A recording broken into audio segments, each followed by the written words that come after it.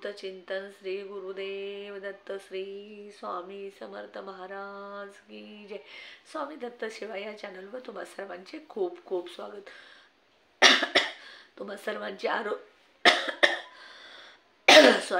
तुम्हा सर्वांचे आरोग्य उत्तमदायी जाऊ दे, राहिलेलं आयुष्य तुमचं आरोग्यदायी जाऊ दे आणि तुम्हा सर्वांना आरोग्य उत्तमाचं मिळू दे असं स्वामीचरणी प्रार्थना करते आणि माझ्या व्हिडिओला सुरुवात करते। बघा, आज भोगी आणि भोगी सण आपण साजरा केलेला आहे। भोगीचा दिवस आपल्या सर्वांचा उत्तम गेला असेल। भोगीच्या सणाला तुम्ही काही उपाय सेवा केला असेल असं मी नक्की म्हणजे तुम्ही केला असाल। आणि उद्या आहे मकर संक्रांत म्हणजे तिळगुळ घ्या गोड बोला। हे 15 जानेवारीला आलेला पहिला सण आहे आणि मकर संक्रांतीला आपण सोमवारी काही सेवा करायची आहे, कारण मकर संक्रांती ही सोमवारी आलेली आहे।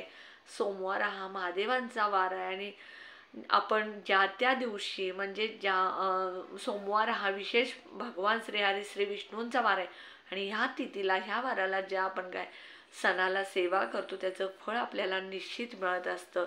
आणि मकर संक्रांतीला आपण तिळगुळ देतो आणि आपल्या नात्यामधला गोडवा वाढवत असतो, कारण तिळगुळ घ्या आणि गोड बोला असं आपण नेहमी म्हणत असतो। कारण तिळाचा गुळाचा जसं गोडवा निर्माण झालेला असतो तसं आपल्या एकमेकांच्या नात्यामध्ये गोडवा निर्माण व्हावा म्हणून आपण तिळगुळ देत असतो। तर बघा, उद्या आहे सोमवार, महादेवाचा वार आहे आणि आपल्याला आपल्या घरामधले भांडणं होत असतील, वाईट शक्ती असेल, नकारात्मकता असेल, पैसे टिकत नसतील, वारंवार कोण नाही कोण आजारी पडत असेल, सतत घरात काही ना काही त्रास होत असेल, बाहेरचे नजरबाधा असेल, शत्रुपीडा असेल, काही वास्तू दोष असतील, हे सगळं घालवण्यासाठी आपल्याला उद्या एक उपाय करायचा आहे। हा उपाय बघा, साधा सोपा आणि घरच्या घरी करण्यासारखा उपाय। आपण ज्या वेळेला आपल्या घरामध्ये त्रास होत असतो, आपल्या घरामध्ये भांडणं होत असतात, आपल्या घरामध्ये काहीतरी सतत वाईट घडत असतं, त्यावेळेला आपण कुठेतरी पत्रिका कुंडली दाखवायला जातो आणि त्यावेळेला आपल्याला भटजी लोक हजारो रुपये खर्च करून उपाय सांगत असतात आणि प्रत्येकाला हे उपाय खर्च एवढे पैसे करून पेलतील असं नाही। तर म्हणून मी छोटे छोटे उपाय तुम्हाला सांगत असते। हे उपाय तुम्ही घरच्या घरी करत जा, कारण हे उपाय आपण केल्यानंतर नक्की आपल्या आयुष्यात बदल होतील, चांगले दिवस येतील, आपले जे काय दोष घरातले आपल्यातले आजारपण, भांडणं किंवा शत्रुपीडा, वाईट शक्ती सगळं निघून जाईल। म्हणून मी सांगते तुम्ही व्हिडिओ जास्तीत जास्त शेअर करा, कारण त्यामुळं कोणाला नाही कोणाला प्रत्येकाला काही ना काही अडचण असते आणि पैसे खर्च करून ज्याला जमत नाही, मला तर वाटतं बऱ्याच जणांना घरच्या घरी उपाय करायला बरं वाटेल आणि स्वस्तात मस्त आणि घरच्या घरी उपाय जर केले तर त्याचा फायदा नक्की होतो। म्हणून शेअर करा, कुणाला नाही कुणाला हा व्हिडिओ उपयोग येईल आणि नेहमी दुसऱ्याचं चांगलं चिंता, त्यामुळे व्हिडिओ शेअर करा, कुणाला नाही कुणाला चांगलं होऊ दे। दुसऱ्याचं चांगलं चिंतलं तर आपलं नक्की चांगलं होतं, हे मी नेहमी व्हिडिओमध्ये सांगत असते। आणि स्वामी समर्थ म्हणतात, दुसऱ्याचं चांगलं कर, तुझं मी चांगलं करेन, जर दुसऱ्याचं तू वाईट केलास तर मी तुझं वाईट करायला मिळवणार नाही, हे स्वामी समर्थ म्हणत असतात। म्हणून तुम्ही नेहमी दुसऱ्याचं चांगलं चिंता, व्हिडिओ जास्तीत जास्त शेअर करा। कोणाला नाही कोणाला अडचण असेल, घरात भांडणं असतील, कोणाच्या घरात नकारात्मकता असतील, वाईट दोष असेल, शत्रुपीडा असेल, काही ना काही आजारपण असेल, अडचणी असतील, त्या दूर होतील। तर तुम्ही हा उपाय करा आणि दुसऱ्यालाही शेअर करा, मित्र मैत्रिणी नातेवाईक शेजारी संबंधितांनाही शेअर करा, त्यामुळे उपयोग येईल। आणि उद्या काय करायचं आहे बघा, उद्या सकाळी आंघोळ करायची, आपली नित्यनेमाची पूजा करायची आणि एक धोत्र्याचं फळ आपण घेऊन यायचं। हे धोत्र्याचं फळ तुम्ही गावाकडे राहत असाल तर गावाकडे तुम्हाला कुठेही झाड मिळेल आणि त्या झाडाला हे धोत्र्याचं फळ मिळेल। जर तुम्ही शहरामध्ये राहत असाल तर जिथे पूजा मंदिर असतं त्या मंदिराच्या बाजूला जी फुलं वगैरे मिळतात त्या ठिकाणी हे फळ तुम्हाला सहज मिळून जाईल। जर समजा तुम्हाला हे फळ पूजेच्या दुकानात मिळालं नाही फुलांच्या, तर तुम्ही जिथे महादेवाचं मंदिर आहे तिथं जरी वाहिलेलं एक फळ तुम्ही घेऊन आला तरी चालेल। हे फळ सकाळी घरी घेऊन यायचं, हे फळ स्वच्छ धुवायचं आणि त्यानंतर आपण एका त्या फळाला म्हणजे ते फळ एखाद्या डिशमध्ये स्टीलच्या ठेवायचं, त्याला पाण्यानं अभिषेक करायचा आणि त्यानंतर दुसरी एक डिश घ्यायची. त्या डिशमध्ये फक्त आणि फक्त हळदीनं ओली हळद करून स्वस्तिक काढायचं आणि त्या स्वस्तिकवर अखंड तांदूळ पांढरे न कुंकू लावलेले, न हळद लावलेले, म्हणजे अक्षता न तयार केलेले अखंड तांदूळ त्या हळदीवरती ठेवायचे.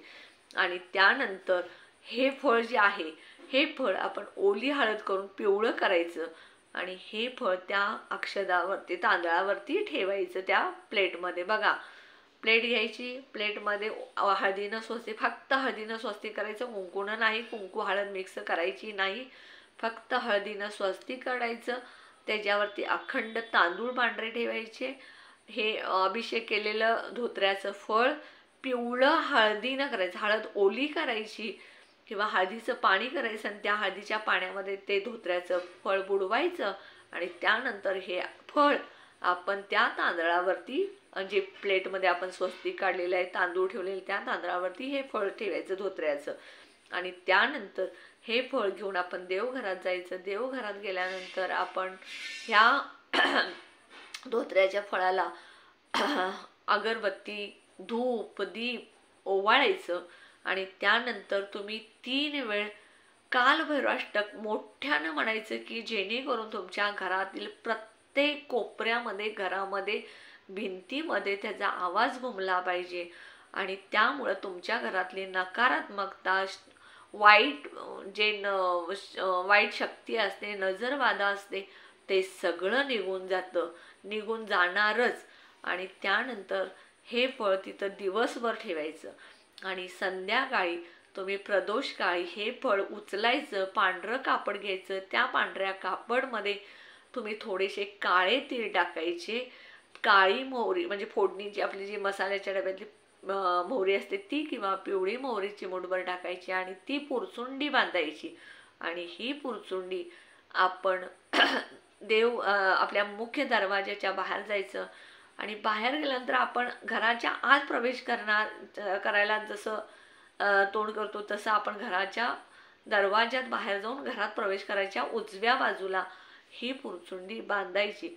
समजा आपल्याकडे उपाय पहिले केले असेल, तिथे एखादी पुरचुंडी असेल, तर हे फळ तुम्ही महादेवाच्या मंदिरमध्ये तुम्ही हे दुसऱ्या दिवशी सकाळी अर्पण करायचं. हे जे तुम्हाला आहे ते दुसऱ्या दिवशी सकाळी करायचे, म्हणजे ती पुरचुंडी बांधून ठेवायची, रात्रभर देवाजवळ ठेवायची, दुसऱ्या दिवशी सकाळी ही पुरचुंडी आपल्याला बांधायची आहे दरवाज्यावर. नसेल तर तुम्ही सकाळी ते महादेवाच्या मंदिरमध्ये ते फळ महादेवाच्या पिंडीवर अर्पण करायचं आणि तिथे तुम्ही प्रार्थना करायची की हे भोलेनाथ, हे महादेवा, आमच्या घरातली शत्रुपीडा, नजरबाधा, वाईट शक्ती हे सगळे जाऊ दे. कारण बघा, कालभैरव हे महादेवाचंच एक रूप आहे आणि कालभैरवाष्टक स्तोत्र म्हणून तुम्ही हे उपाय केला तर तुमच्या घरातले नजरबाधा, वाईट शक्ती, शत्रुपीडा, भांडणं, आजारपण जे काय आहे ते सगळं निघून जाऊन तुमच्या घरात बदल होतील. तुमच्या घरात सुख, शांती, समाधान येईल, भांडणं मिटतील, आजारपण कमी होईल, लक्ष्मी टिकेल, ज्या काय वाईट गोष्टी आहेत त्या सगळ्या निघून जाऊन चांगल्या गोष्टी घडतील. म्हणून उद्या हा उपाय तुम्ही आवर्जून करा आणि हे उपाय तुम्ही करता त्यावेळेला अगदी मनापासून करा, प्रबळ इच्छाशक्ती ठेवून करा. तुम्ही हे करत असताना तुमचे कर्म आणि कष्ट दोन्ही महत्त्वाचे असतात. तुम्ही कष्ट करता त्या कष्टाला जोड म्हणून हा उपाय करायचा असतो. कारण आपल्या घरामध्ये आपण कष्ट करतो आणि कष्ट केलेला पैसा टिकत नाही. पैसा टिकला नसल्यामुळं आपल्या घरामध्ये वारंवार भांडणं होतात, आजारपणामुळं माणसाची चिडचिड होते, त्यामुळे भांडणं होतात. म्हणून तुम्हाला मी सांगते की हे उपाय जे करत असतात ते कष्टाला जोड म्हणून करायचे. मी प्रत्येक व्हिडिओमध्ये सांगते. तुम्ही म्हणाल की हां हे उपाय केले की आम्हाला पैसा वगैरे मिळेल, तर नाही. कष्ट करा, त्या कष्टाला जोड म्हणून हे उपाय करायचे आणि तुम्हाला त्याचा फायदा नक्की होईल. तुम्ही स्वतः अनुभवा हे केल्यानंतर तुम्हाला किती फरक पडेल. कारण भोलेनाथाची जी कोणी सेवा मनापासून करेल त्याला भोलेनाथ नक्की प्रसन्न होतात. हे माझ्या घरचं उदाहरण आहे. त्यामुळे तुम्ही नक्की सगळ्यांनी उद्या हे उपाय करा आणि स्वतः तुम्ही अनुभव घ्या. हा व्हिडिओ जर आवडला असला तर लाईक करा, शेअर करा, सबस्क्राईब करा, ऑल बटनला क्लिक करा. त्यामुळे माझे व्हिडिओ सगळे तुम्हाला बघायला मिळतील, उपाय कळतील, सेवा कळतील. घरच्या घरी कमी खर्चातले तुम्हाला सेवा उपाय करून तुमच्या घरात प्रगती होईल, तुमच्या घरातले प्रॉब्लेम दूर होतील, एवढी मी खरं स्वामीचरणी प्रार्थना करते. श्री स्वामी समर्थ.